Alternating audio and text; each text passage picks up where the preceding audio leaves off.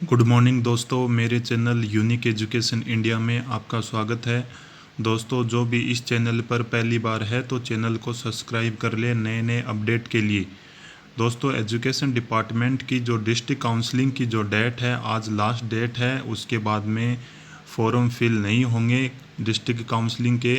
तो जो भी बच्चा बचा हुआ है जिसने अभी तक काउंसलिंग नहीं करवाई है तो वो फॉर्म फिल कर सकता है। उसके बाद में दोस्तों 27 तारीख तक आपको डिस्ट्रिक्ट के बारे में पता लगेगा। आपको डॉक्यूमेंट बनाने पड़ेंगे। कौन कौन से डॉक्यूमेंट ऐसे हैं जो अभी आप बना सकते हैं और कौन से ऐसे डॉक्यूमेंट हैं जो आप 27 तारीख के बाद में बनाएंगे। तो सबसे पहले दोस्तों मैं आपको बता देता हूं कि जो 10th मार्कशीट है, 10th की मार्कशीट है और उसका सर्टिफिकेट है वो आपके पास है ही। एक तो वो चाहिएगा। दोस्तों, सभी जो डॉक्यूमेंट्स हैं उनकी एक फ़ोटोकॉपी चाहिएगी आपको और एक ओरिजिनल चाहिएगा। तो सबसे पहले तो 10th मार्कशीट और उसका सर्टिफिकेट 2 हो गए। उसके बाद में 12th की मार्कशीट और उसका सर्टिफिकेट हो गया 2, ये हो गए 4 हो गए।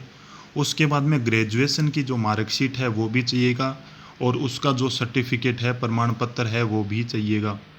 उसके बाद में दोस्तों चौथा है कंप्यूटर योग्यता प्रमाण पत्र, जिसमें RSCIT होता है। इसके अलावा और भी होता है, जैसे कि कंप्यूटर साइंस में इंजीनियरिंग होता है, RSCIT होता है और 2-3 डॉक्यूमेंट्स हैं, प्रमाण पत्र है जो कि डिसाइड करता है कि कंप्यूटर योग्यता है इसके पास, वो लेके आना है। उसके बाद में दोस्तों जाति प्रमाण पत्र की यदि बात की जाए तो ये इम्पोर्टेंट है दोस्तों। कई बच्चों ने ये क्वेश्चन पूछा था कि जो OBC सर्टिफिकेट है वो कितने दिन तक या कितने महीने तक वैलिड रहता है। तो दोस्तों मैं आपको एक वीडियो के माध्यम से अभी बता देता हूँ, जो कि RSM SSB के जो अधिकारी हैं, जो डॉक्यूमेंट वेरिफिकेशन का उन्होंने काम किया था अपने गुरु नानक स्कूल और आदर्श स्कूल के अंदर, उन्होंने बोला था ये चीज़। तो आपको मैं दिखा देता हूँ वो बातें। तो दोस्तों इसको ध्यान से सुनना आप, इसमें आपको पता लग जाएगा कि कितने साल तक वैलिड रहता है।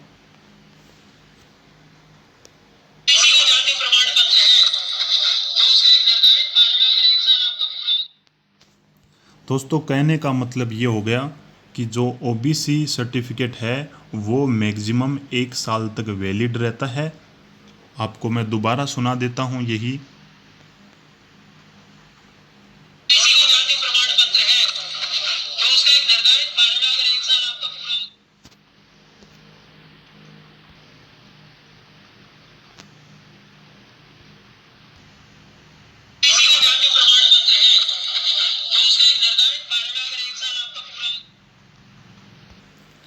तो दोस्तों आप देख सकते हैं कि जो जाति प्रमाण पत्र है OBC के लिए वो 1 साल तक वैलिड रहता है।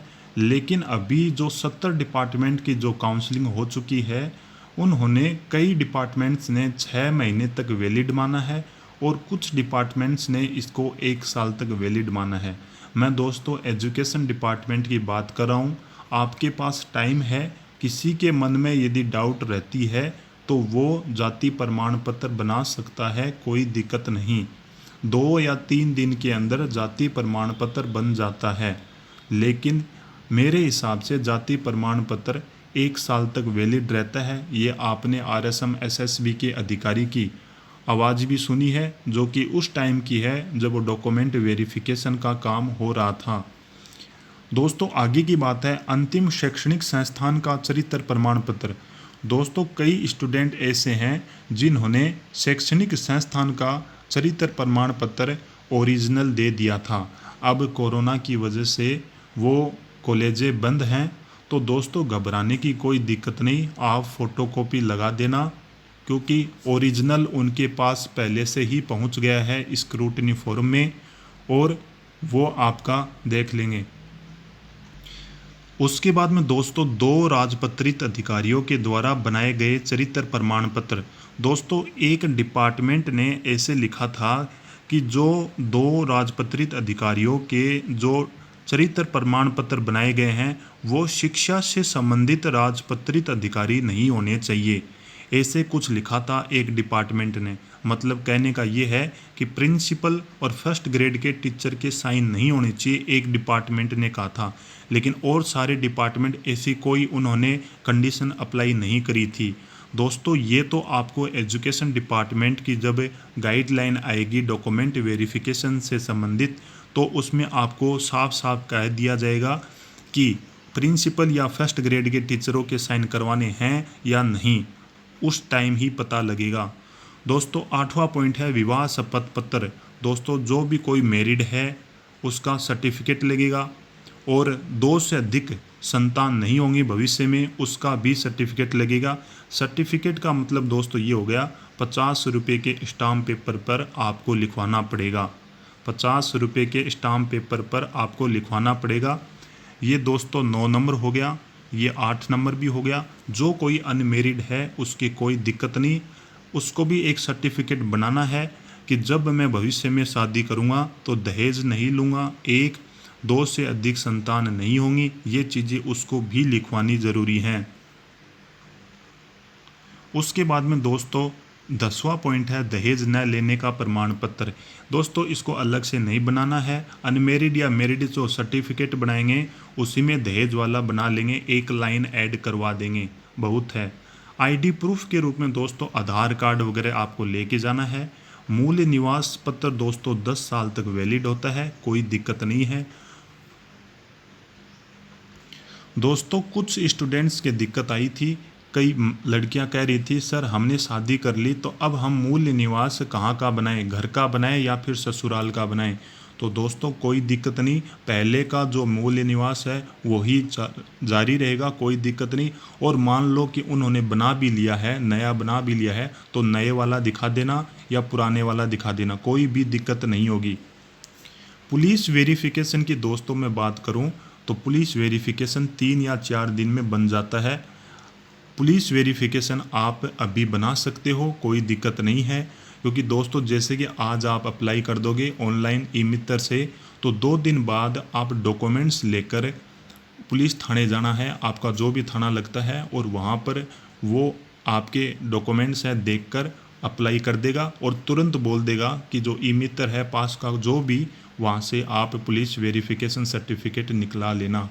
इसमें दोस्तों खुद के जाने की कोई दिक्कत नहीं है, क्योंकि खुद को कोई भी साइन नहीं करने पड़ते पुलिस वेरिफिकेशन में।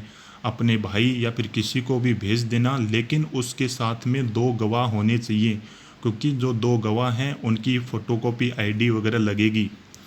उसके बाद में दोस्तों मेडिकल सर्टिफिकेट की बात। दोस्तों मेडिकल सर्टिफिकेट है उसका कोई भी फिक्स नहीं हुआ है कि 1 महीने तक वैलिड रहता है या फिर 6 महीने तक। लेकिन दोस्तों मैं आपको इतना ही बताना चाहूँगा कि मेडिकल सर्टिफिकेट आप अभी नहीं बनाएं। मेडिकल सर्टिफिकेट जब 27 तारीख को डिस्ट्रिक्ट का पता लग जाएगा, और जो काउंसलिंग से संबंधित, जो स्कूलों की काउंसलिंग से संबंधित और डॉक्यूमेंट वेरिफिकेशन से संबंधित जब शिक्षा विभाग गाइडलाइन निकाल देगा, उस टाइम आप मेडिकल सर्टिफिकेट बना लेना, कोई दिक्कत नहीं होगी। तो मैं तो यही कहना चाहूँगा कि मेडिकल सर्टिफिकेट अभी ना बनाएं।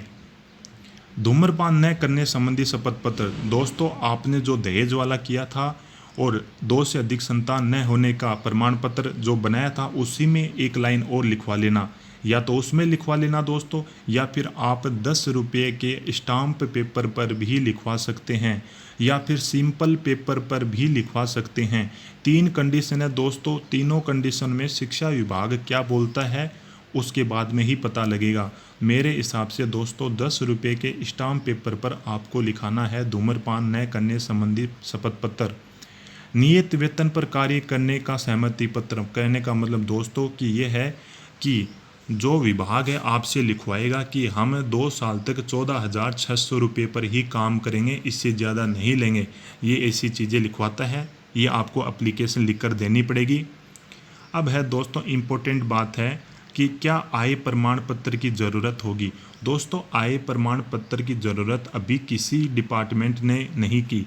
कोई भी डिपार्टमेंट है वो आय प्रमाण पत्र नहीं मांग रहा है। क्यों? इसलिए क्योंकि आय प्रमाण पत्र है वो जो फॉर्म भरते हैं तो 100-200 रुपये का फ़ायदे के लिए, ओबीसी इनको फ़ायदे के लिए भरा जाता है, क्योंकि 450 रुपये लगते हैं, वहाँ पर 250 लगने लग जाते हैं। उसके फ़ायदे के लिए आय प्रमाण पत्र होता है। ये RSM SSB तक ही सीमित था, उसके आगे इसकी कोई भी ज़रूरत नहीं पड़ती। तो दोस्तों 101% एजुकेशन डिपार्टमेंट आय प्रमाण पत्र नहीं मांगेगा, क्योंकि आय प्रमाण पत्र का काम अब कुछ नहीं है, जो था वो फॉर्म से रिलेटेड था, वो कंप्लीट हो गया। उसके बाद में दोस्तों क्या अनमेरिड सर्टिफिकेट की ज़रूरत होगी? दोस्तों अनमेरिड सर्टिफिकेट की ज़रूरत नहीं होगी, लेकिन आप बनवाना चाहें, लिखवाना चाहे, बनवाना क्या है दोस्तों, 50 रुपये के स्टाम्प पेपर पर आपको लिखवाना है कि मैं अनमेरिड हूँ, भविष्य में जब मैरिड होऊंगा तो दहेज नहीं लूँगा, 2 से अधिक संतान नहीं होगी, ये चीज़ें आपको लिखवानी पड़ेगी। दोस्तों जो मैंने ये इन्फॉर्मेशन दी है वो 101% सही है, इसमें कोई भी गलती नहीं है। धन्यवाद दोस्तों।